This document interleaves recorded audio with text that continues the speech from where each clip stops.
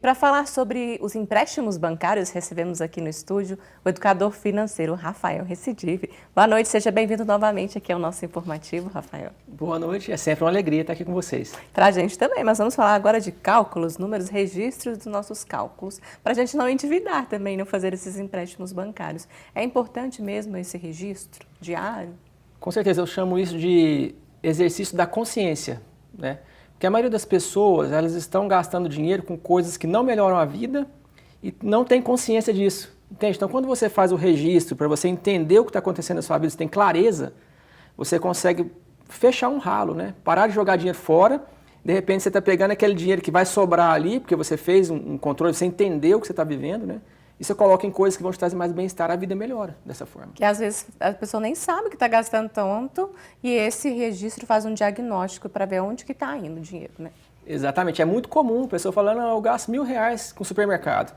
E de repente ela descobre que é 3.000. Isso acontece, é muito comum. Exatamente, porque está vivendo no automatismo, né? No automático, não está parando para pensar no que está fazendo. Então, às vezes, está gastando dinheiro com uma coisa que nem faz sentido, porque às vezes é só tirar, a vida melhora, porque além de sobrar dinheiro, né, traz mais qualidade de vida também.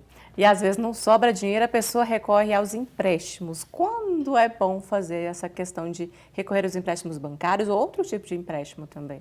Perfeito.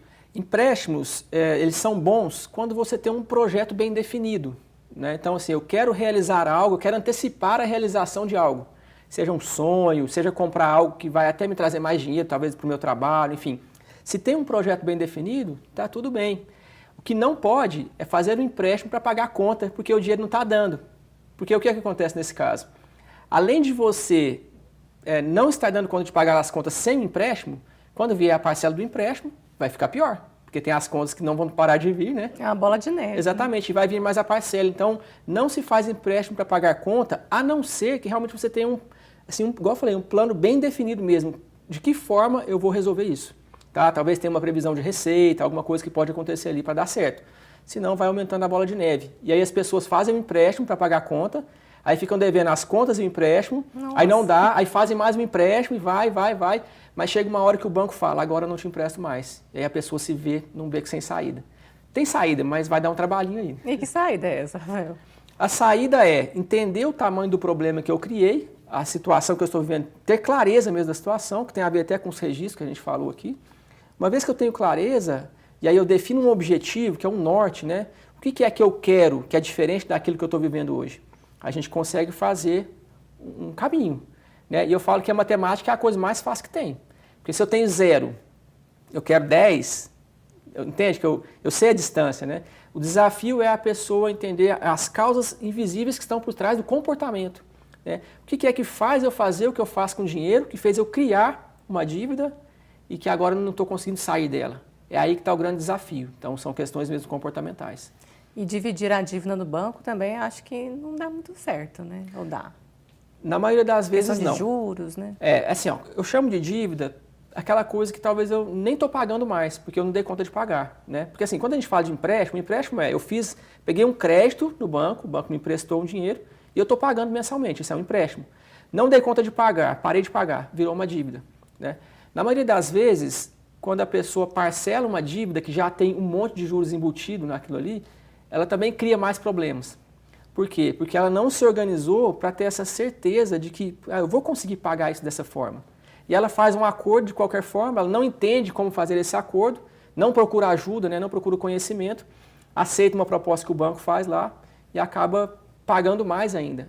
E o grande problema é, quando eu faço um acordo de uma dívida para parcelar, por exemplo, e eu quebro o acordo no meio do caminho, aí sim eu perco um monte de dinheiro, perco tempo, perco um monte de energia nesse processo. E às vezes o nome pode ficar sujo também.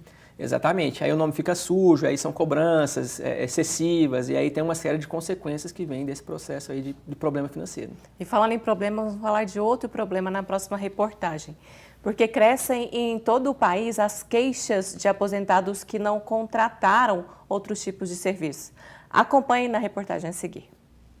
A notícia da aposentadoria de Luiz chegou por um portador inesperado. Eu soube da minha aposentadoria com o comunicado do banco me oferecendo crédito. Nos 5 anos em que recebe o benefício, já teve creditados na conta 2 empréstimos consignados que não contratou. O primeiro, de R$28 mil, percebeu na hora e conseguiu devolver ao banco sem prejuízos. O segundo, de pouco menos de R$4.700, levou mais tempo para anotar. Entrou um dinheiro na minha conta concomitante com outro rendimento que eu tenho. Então casaram ali, eu olhei o extrato, não percebi a diferença e a vida foi correndo normal. Aí a semana passada eu recebi um contato de outro banco dizendo que eu tinha um cartão consignado, estava vigente e que tinha um desconto no meu benefício de R$280. Eu falei, não, é impossível, eu não tenho cartão, eu nunca recebi um cartão. As fraudes aconteceram mesmo com todo o conhecimento que ele tem sobre o assunto, por trabalhar no Sindicato Nacional dos Aposentados. Só na capital paulista, o órgão recebeu 800 reclamações sobre crédito consignado não contratado no primeiro semestre.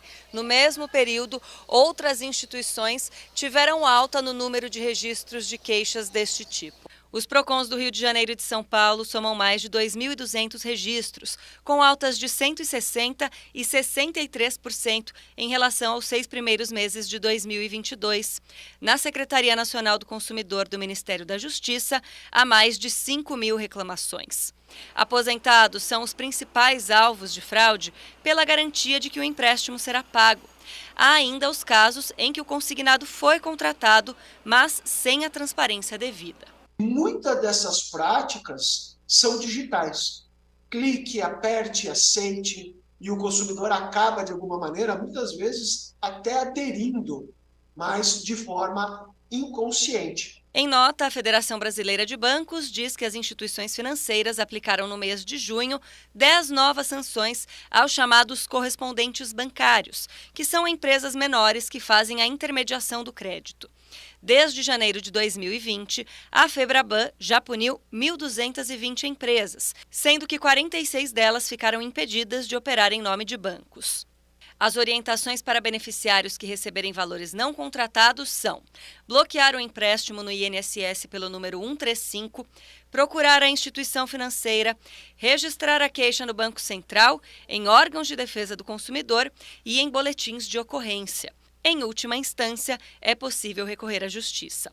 Este advogado, que teve 400 ações do tipo movidas desde 2019, lembra que muitas informações acabam sendo passadas pelos usuários. Ele convenceu a pessoa a enviar uma foto por WhatsApp, né? Tirou uma foto e aí a pessoa fez um empréstimo por biometria facial.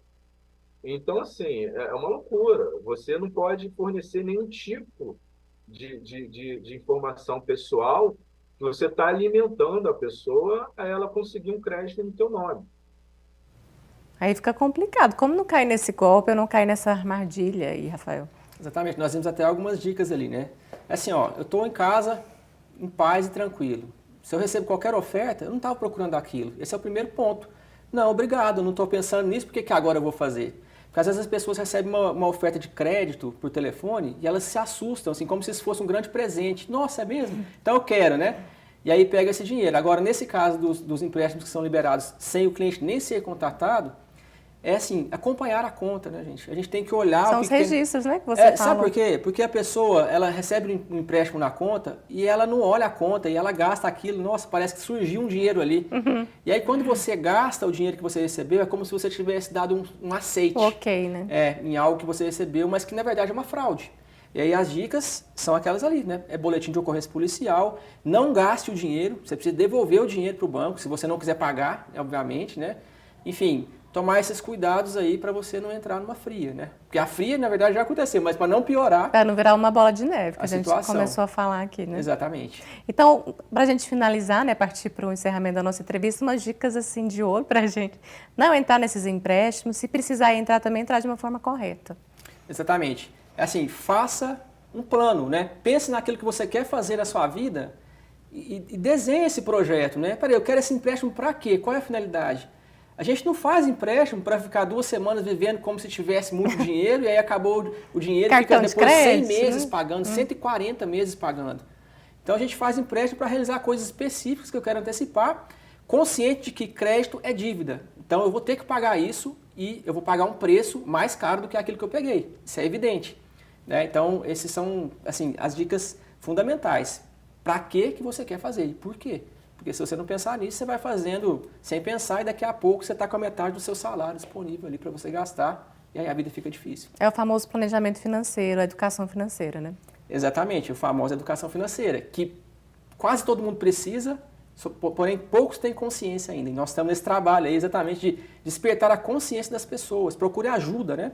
Eu falo que é mais barato, às vezes, você procurar ajuda do que você não procurar, porque às vezes faz muito tempo que você está meio perdido ali, precisando desse trabalho. Às vezes o buraco ficou muito grande. Exatamente. Exatamente. Muito obrigada pela entrevista e até a próxima aqui no nosso informativo. Que agradeço, estou à disposição.